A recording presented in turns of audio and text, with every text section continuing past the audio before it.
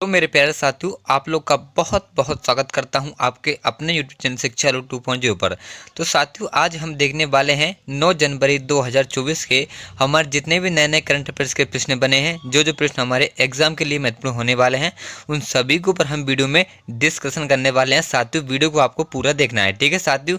और अगर आप लोग हमारे ऐसे हेल्पफुल वीडियो रोज देखना चाहते हो तो हमारे चैनल से जुड़ जाइए, हमारे चैनल को सब्सक्राइब कर लें, बेल आइकन को ऑल पर दबा लें, ताकि हमारे आने वाले ऐसे हेल्पफुल वीडियो आप तक जरूर पहुंचे, ठीक है साथियों।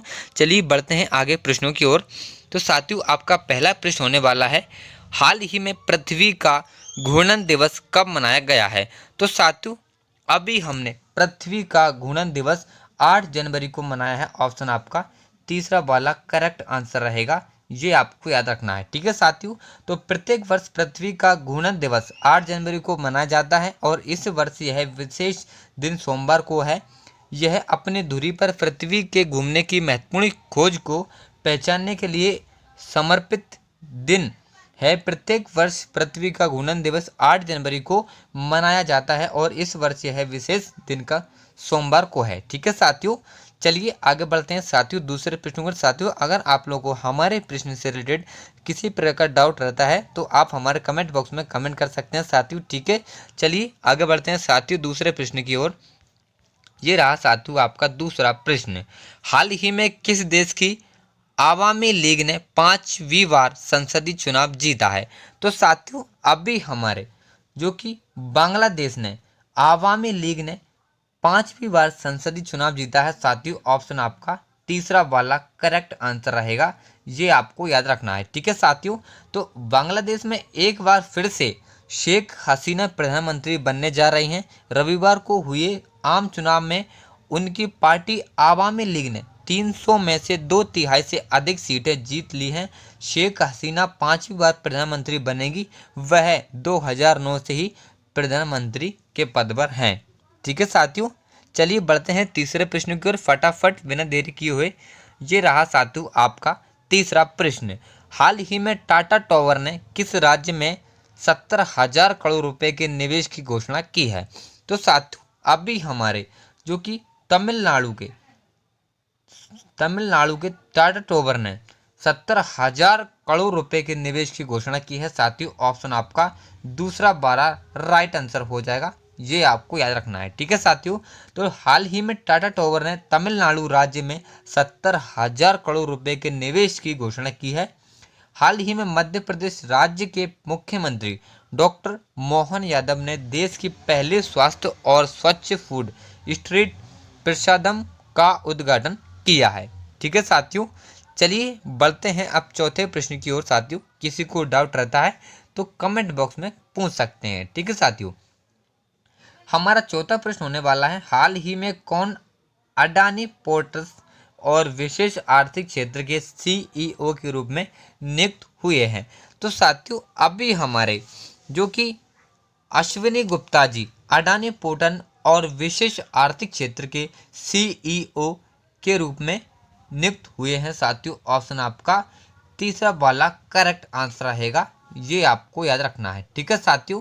चलिए आगे बढ़ते हैं प्रश्न के साथियों। अब अडानी पोर्ट्स क्या है साथियों, इसके ऊपर हम बात करेंगे, ये आपके माइंड में डाउट रहेगा, ठीक है साथियों। तो चलिए अडानी पोर्ट्स को देख लेते हैं। तो साथियों, Adani ports and special economic zone limited Bharat का सबसे बड़ा बंदरगाह डेवलपर और ऑपरेटर कंपनी है। 2 दशकों से भी कम समय में इसने भारत भर में बंदरगाहों के बुनियादी ढांचे और सेवाओं के एक अद्वितीय पोर्टफोलियो का निर्माण, अधिग्रहण और विकास किया है, ठीक है साथियों। उम्मीद करता हूँ आप समझ गए होंगे कि हमारा अडानी पोर्ट्स क्या है। चलिए साथियों बढ़ते हैं अब नेक्स्ट प्रश्न की ओर। ये रहा आपका 5वां प्रश्न, हाल ही में किसने अधिकांश भाषाओं में गायन का विश्व रिकॉर्ड बनाया है? तो साथियों, अभी हमारे जो कि सुचेता सतीश जी ने अधिकांश भाषाओं में गायन का विश्व रिकॉर्ड बनाया है साथियों। ऑप्शन आपका दूसरा वाला राइट आंसर हो जाएगा, ये आपको याद रखना है, ठीक है साथियों। तो इसमें सुचेता की सुरीली आवाज़ में गाना गाते हुए सुना जा सकता है। ऑल इंडिया रेडियो ने अपने इंस्टाग्राम अकाउंट पर इस गाने का वीडियो शेयर किया गया है। वीडियो के साथ कैप्शन में लिखा है केरल की रहने वाली सुचेता सतीश ने एक ही कॉन्सर्ट के दौरान सबसे अधिक भाषाओं में गाने का नया वर्ल्ड रिकॉर्ड बनाया है। ठीक है साथियों, हमारी सुचेता सतीश जी कहाँ के रहने वाली हैं? तो साथियों ये आपको याद रखना है साथियों, कहाँ की हैं? साथियों हमारी जो कि केरल की रहने वाली है। ठीक है साथियों, चलिए बढ़ते हैं छठे प्रश्न की ओर। ये रहा आपका छठा प्रश्न। हाल ही में इंटरनेशनल पर्पल फेस्ट 2023 कहाँ शुरू हुआ है? तो साथियों अभी हमारा इंटरनेशनल पर्पल फेस्ट 2024 गोवा में शुरू हुआ है साथियों। ऑप्शन तीसरा वाला बिल्कुल राइट आंसर रहेगा।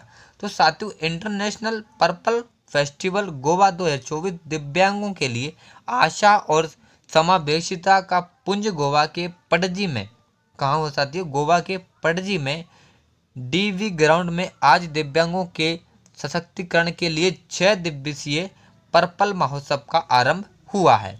ठीक है साथियों, चलिए बढ़ते हैं अब नेक्स्ट प्रश्न की ओर।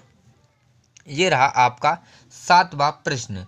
हाल ही में भारत के सबसे बुजुर्ग स्लॉथ भालू बबलू का कहाँ के चिड़ियाघर में निधन हुआ है?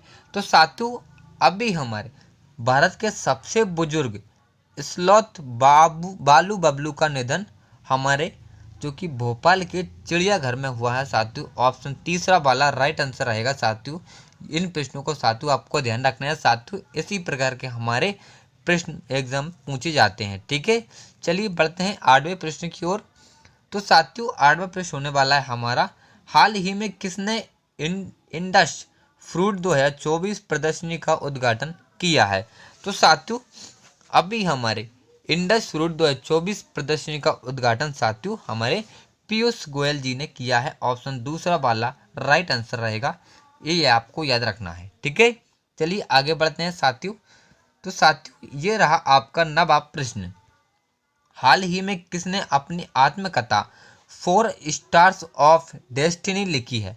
तो साथियों अभी हमारे जो कि मनोज मुकुंद नरवणे जी ने अपनी आत्मकथा 4 स्टार ऑफ डेस्टिनी लिखी है साथियों। ऑप्शन तीसरा वाला राइट आंसर रहेगा, ये आपको याद रखना है। ठीक है साथियों, तो 4 स्टार्स ऑफ डेस्टिनी भारतीय सेना प्रमुख जनरल एम नरवणे की आत्मकथा भारतीय सेना के पूर्व सेनाध्यक्ष COAS जनरल मनोज मुकुंद नरवणे ने 4 star of destiny an autobiography शीर्षक से अपनी आत्मकथा लिखी है।